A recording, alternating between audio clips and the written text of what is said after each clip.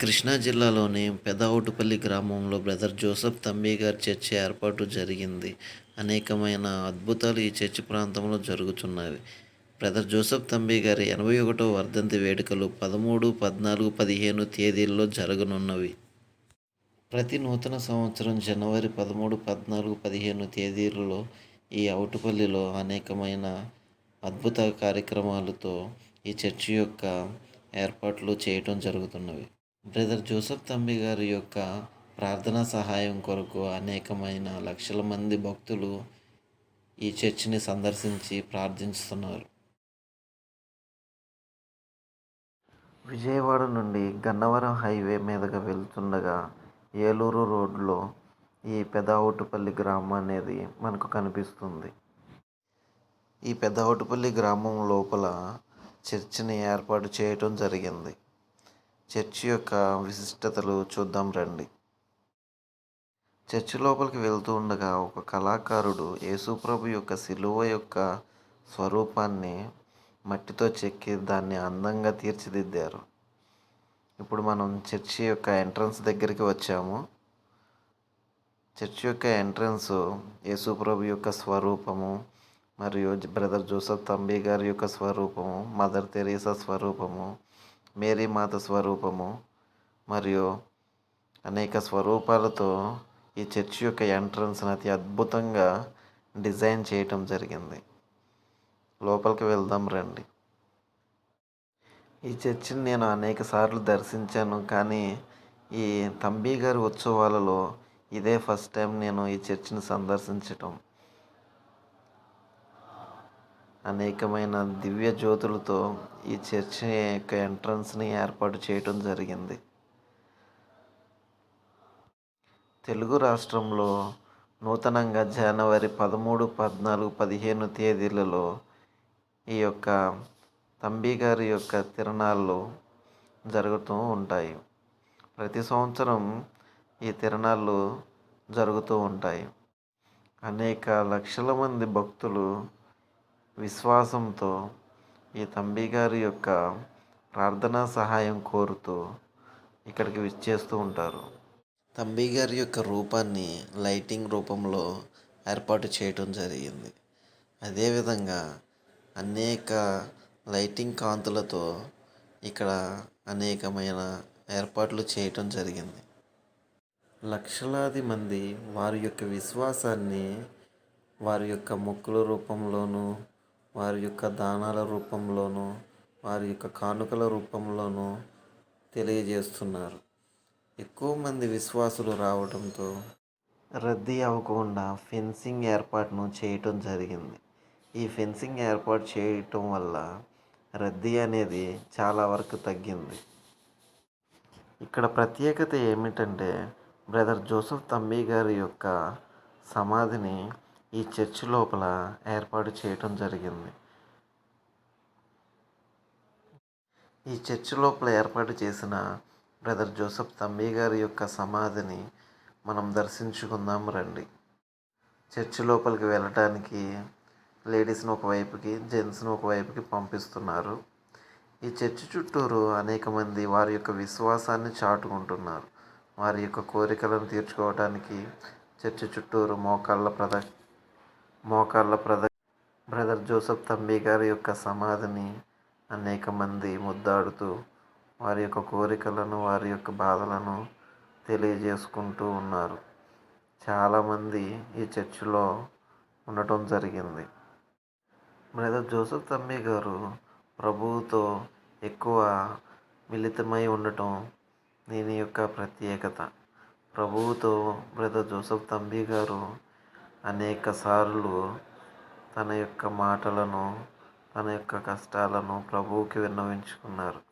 అదేవిధంగా మనము కూడా బ్రదర్ జోసెఫ్ తంబి గారి యొక్క ప్రార్థనా సహాయాన్ని కోరుకోవాలి. తంబి గారి యొక్క సమాధిని దర్శించుకున్నాక మళ్ళీ బయటికి వచ్చేసాం. చర్చి లోపల కానీ బయట కానీ అనేక మంది, లక్షలాది మంది విశ్వాసులు ఇక్కడ మనకి కనిపిస్తూ ఉన్నారు. లోపలికి వెళ్తే మళ్ళీ పెద్ద చర్చ్ అనేది ఒకటి ఉంటుంది. దానిలో నిత్యం దివ్య బలి పూజలు, దివ్య సప్రసాద ఆరాధన అనేది లోపల జరుగుతుంది. లోపలికి వెళ్ళే ముందు అనేకమైన స్టాచ్యూస్తో ఇక్కడ ఎంట్రన్స్ని ఏర్పాటు చేయడం జరిగింది. సెయింట్ పీటర్స్ స్టాచ్యూ, పౌల్ గారి యొక్క స్టాచ్యూ అండ్ చాలా అంటే చాలా స్టాచ్యూస్ని ఇక్కడ ఏర్పాటు చేయడం జరిగిందండి. చాలా విశ్వాసంతో అనేక మంది విశ్వాసులు ఇక్కడ దర్శించుకోవడానికి వస్తున్నారు. చూడటానికి కూడా ఈ నైట్ వ్యూలో చాలా బాగుందని చెప్పొచ్చు లైటింగ్తో. నేనైతే ఫస్ట్ టైం అండి ఇక్కడికి రావటం. అంటే చాలాసార్లు వచ్చాను కానీ ఈ తిరునాళ్ళ టైంలో నేను ఈ నైట్ పూట రావటం అనేది చాలా బాగుంది. మీరు కూడా విశ్వాసంతో ఈ తిరునాళ్ళలో వచ్చి బ్రదర్ జోసెఫ్ తంబి గారి యొక్క ప్రార్థనా సహాయాన్ని పొందండి. మనం గమనించినట్లయితే ప్రతి ఒక్క స్టాచ్యూ అనేది పునీతులైన స్టాచ్యూలు మాత్రమే ఇక్కడ ఏర్పాటు చేయటం జరిగిందండి. పునీత పట్ట అంటే రోమ్లోని అది అక్కడ వాళ్ళు మాత్రమే దాన్ని ఏర్పాటు చేయటం జరుగుతుంది. రోమ్ నగరంలో పోపు గారు ఎవరైతే పునీతుల పట్టా పొందుతున్నారో వారి గురించి స్టడీ చేసి వారికి పునీత పట్టా ఇవ్వటం జరుగుతుంది. రీసెంట్గా మదర్ తెరీసా గారికి పునీత పట్టా ఇవ్వటం జరిగింది. లోపలికి వస్తే దగ్గర ఒక 30 స్టాచ్యూస్ దాకా ఇక్కడ ఏర్పాటు చేయటం జరిగిందండి.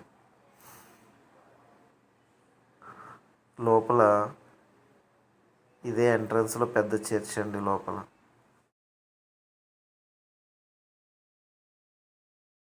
ప్రతి చర్చిలో దేవదూత స్వరూపాలను తప్పక ఏర్పాటు చేస్తారండి. ఎంట్రన్స్లో దేవదూతలు నిత్యం యేసు ప్రభువుని ఆరాధిస్తూ ఉంటారు. దేవదూతలు అంటే యేసు ప్రభువుకి చాలా ఇష్టం. ఇక్కడ లైటింగ్స్తో మరియమాత యొక్క స్వరూపాన్ని ఒక గృహలో ఏర్పాటు చేయటం జరిగిందండి. చాలా అద్భుత రీతిలో మరియమాతను ఇక్కడ మనం చూడవచ్చు. వెలుగులతో నిండిన మరియమాత. పక్కనే జోసెఫ్ తంబి గారి యొక్క అనాథాశ్రమం కూడా ఉంటుందండి. చర్చిలో అనాథాశ్రమం పిల్లలను ఇక్కడ చర్చిలో చూసుకుంటారండి. చిన్న కొండను ఇక్కడ ఏర్పాటు చేసి ఆ కొండపైన మరియమాత యొక్క స్వరూపాన్ని ఏర్పాటు చేయడం జరిగిందండి. మరియమాత స్వరూపం దగ్గర ఒక సిస్టర్ యొక్క స్వరూపాన్ని ఏర్పాటు చేశారండి. ఆ సిస్టరు మరియమాతను నిత్యం ప్రార్థిస్తూ ఉంటుంది అని గుర్తుగా ఇక్కడ ఏర్పాటు చేయటం జరిగిందండి. ఈ చర్చి పక్కనే మరొక విశిష్టత అండి. బ్రదర్ జోసెఫ్ తంబి గారు నివసించిన ఇంటిగా ఈ ప్రాంతాన్ని చూస్తారండి. బ్రదర్ జోసెఫ్ తంబి గారు ఈ ప్రాంతంలో నివసించారండి. ఈ గృహంలోనే బ్రదర్ జోసెఫ్ తంబి గారు 1937 నుంచి 1945 జనవరి 15 వరకు ఈ గృహంలోనే నివసించడం జరిగింది. ఈ గృహంలో ఆరాధనలు చేయటం జరుగుతుందండి. అతి యొక్క ప్రత్యేకమైన ప్రాంతంగా ఆ గృహాన్ని ఏర్పాటు చేశారండి. ఇంకా ఈ చర్చ్ ఆపోజిట్లోనే ఒక పెద్ద స్టేజ్ని ఏర్పాటు చేసి ఇక్కడ ప్రార్థనలు భారీ ప్రాంగణంగా ఏర్పాటు చేయడం జరిగిందండి. చాలా పెద్ద కట్టడాలే ఇక్కడ ఏర్పాటు చేయడం జరిగింది. జనవరి 13, 14, 15 తేదీల్లో బ్రదర్ జోసెఫ్ తంబి గారి ఆరాధనలు ఇక్కడ జరుపుతూ ఉంటారండి. ఈ 3 రోజులు జాగారపు ప్రార్థనలు జరుపుతూనే ఉంటారు. ఈ చర్చిలో మీ అందరి గురించి నేను ప్రార్థిస్తాను. మీరందరూ కూడా ఈ బ్రదర్ జోసెఫ్ తంబి గారి యొక్క చర్చిని సందర్శించి ఆయన యొక్క ప్రార్థనా సహాయాన్ని పొందండి. అదేవిధంగా దేవుని యొక్క దీవెనలు పొందండి. ఛానల్ని సబ్స్క్రైబ్ చేయండి. God bless.